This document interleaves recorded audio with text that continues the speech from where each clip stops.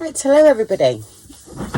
I just thought I would show you this little kit that I've just added.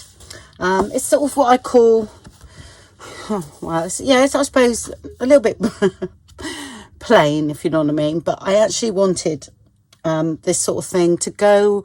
Sometimes I find I need it to go to separate a lot of colours together. So I done 4 sheets of these sort of big ones, 4 sheets with different ones on. Okay, like that. Then I shrunk them down. This is just a little bit of ephemera and stuff. Okay, there.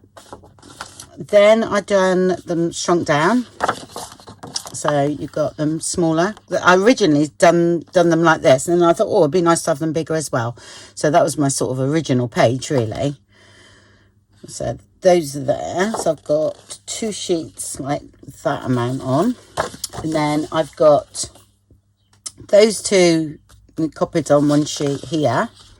Yeah, like that. So that's smaller again, and then I've got 2 sheets of both of them together. Okay, it's like quite repetitive, but if you cut them all out, they'll come in handy for all sorts of projects. Yeah. So you will see the, the lines going in here, because I just literally copied and pasted and done them like that. But for ease of printing, okay, you don't have to think about it. You just print them out. And then I've done exactly the same on white. Okay, so you can either, I can tea stain mine, okay, or you can print on your own backgrounds, things like that, which can be quite nice. But because mine's a laser printer, I can tea stain and not have to worry. So, or you can, I can ink them up and do that. So I wanted to do, these are the bonus really. You're paying for those, and then you get all these free. I'll just put them in another little folder. And that's the large ephemera pieces. And then, like I say, exactly the same, but in black and white.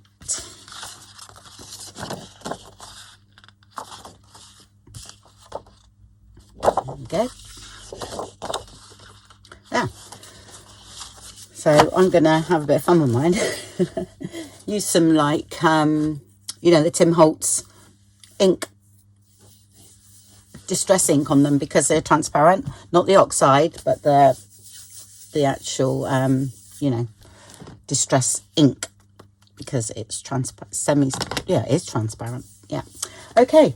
Right, so yeah, I like as I've said before, I like to do a little video for the Etsy listing, and you're just going to see these sort of randomly and different things, but I want to have a bit of fun with the actual black and white ones too.